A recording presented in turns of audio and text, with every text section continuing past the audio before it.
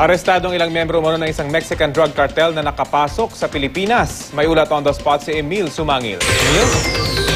Rafi, tayo ay naririto pa rin sa National Headquarters ng Philippine National Police sa Campo Crame at katatapos-tapos lamang nung isinagawang press conference ng pamunuan ng PNP.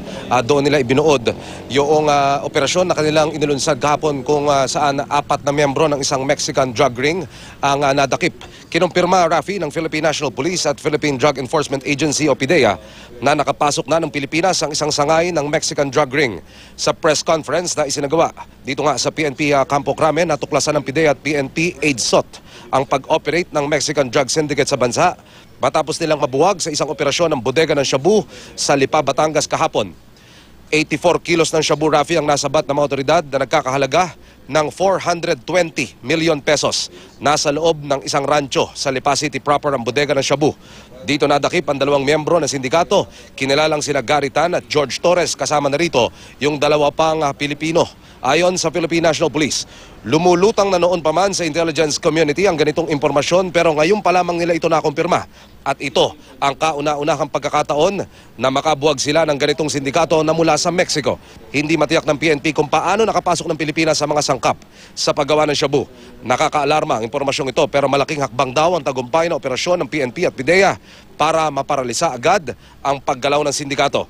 Ayon kay PIDEA Director General Arturo Cacdac, batay sa survey na isinagawa ng Dangerous Drugs Board, kada 4 na taon sa bawat komunidad, 1.7 million na Pilipino ang drug users dito sa Pilipinas. Sa kanilang obserbasyon, ginagamit na transshipment point ng Pilipinas na makagalaw ang ipinagbabawal na gamot sa operasyon ng sindikato.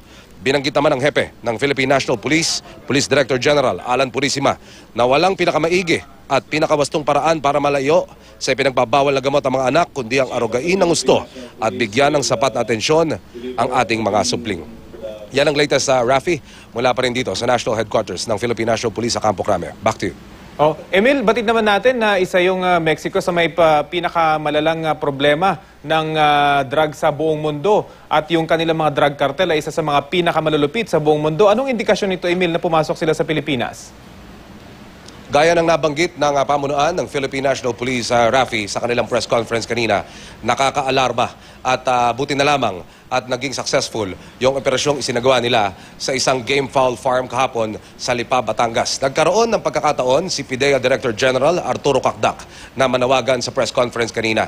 Hinimok niya yung bawat komunidad, yun ang mga tahanan, yung bawat mga magulang na kung pwede makipagtulungan para nga masolve itong lumalaki o itong problema tungkol sa ipinagbabawal na droga at para na rin mailayo ang ating mga anak sa masamang bisyong ito, Rafi. Panghuli na lamang, Emil, meron pa ba silang ibang tinitinang grupo na kaugnay din dito sa sinasabing Mexican drug cartel?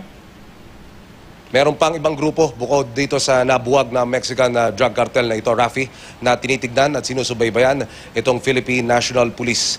Nakakaalarma dahil nga bukod doon sa mga Chinese na drug ring na nakapasok dito recently ay meron na nga Mexican drug ring. Patuloy daw yung pagkalap nila ng intelligence information at sa oras na ito'y makumpirma na, isang malakihang operasyon muli ang kanilang ilulunsad anumang araw mula ngayon. Rafi. Okay, maraming salamat, Emil Sumangil.